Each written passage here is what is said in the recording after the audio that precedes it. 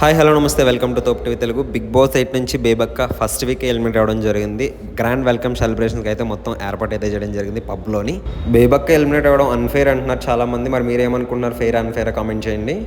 Big Boss 8 నుంచి first వీకే బేబక్క eliminate అయింది కదా, ఎలా ఫీల్ అవుతున్నారు? Fair elimination, unfair elimination? Fair elimination, unfair elimination అంటే అది జనాల చేతిలో ఉంది.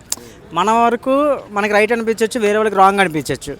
ఇప్పుడు ఆవిడ ఎలిమినేషన్ అయిందంటే ఆవిడ ఏజ్ని దృష్టిలో పెట్టుకోనో లేకపోతే ఆవిడ ఆట తీరుని దృష్టిలో పెట్టుకొని చేసి ఉంటారు చాలామంది. అయితే ఇన్ఫ్లుయెన్స్ అయ్యి ఆవిడ మాటలు తీరు కానీ అవన్నీ దాన్ని బట్టి కూడా అయ్యి ఉండొచ్చు. మనం దానికి ఏం చెప్పలేదు. మీకేమనిపించింది? అంటే బాగా ఆడిందా లేదంటే బాగా? ఆవిడైతే అంతగా ఆడలేదు బ్రో. అందుకే గేమ్స్లో ఎక్కడికి పార్టిసిపేట్ చేయలేదు, కానీ హౌస్ కుకింగ్ అండ్ ఏంటంటే మనుషులతో మాట్లాడిన అది ఒకటే నాకు అనిపించింది తప్ప ఆవిడ గేమ్స్లోనే అంతగా ఆవిడ చేయలేని మనిషి కూడా. ఎందుకంటే ఏజ్ కూడా ఆవిడది ఎక్కువ. ఆవిడ పార్టిసిపేట్ చేసిన అంత ఎఫెక్ట్ పెట్టలేదు కదా వాళ్ళతో పెట్టినట్టుగా. అదన్నమాట. మీరు ఎవరు ఎలిమినేట్ అయితే బాగుండు అనుకున్నారు ఇది? నేనైతే మణికంఠ అయితే బాగుండు అనుకున్నారా? తన ఉండలేరు కూడా హౌస్లో ఎక్కువగా.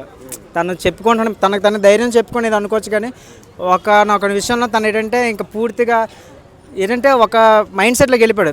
అవతల ఏమనుకుంటారా అని చెప్పి ఫీల్ అయిపోయి తను బాధపడతాడు తప్ప రేపు పొద్దున్న బయటకు వస్తే ఎవరు అనుకుంటారో బాధపడతారు తప్ప ఇంకా పూర్తిగా తను దేనికి అనుకోవట్లేదు. ఇంకా తనైతే నాట్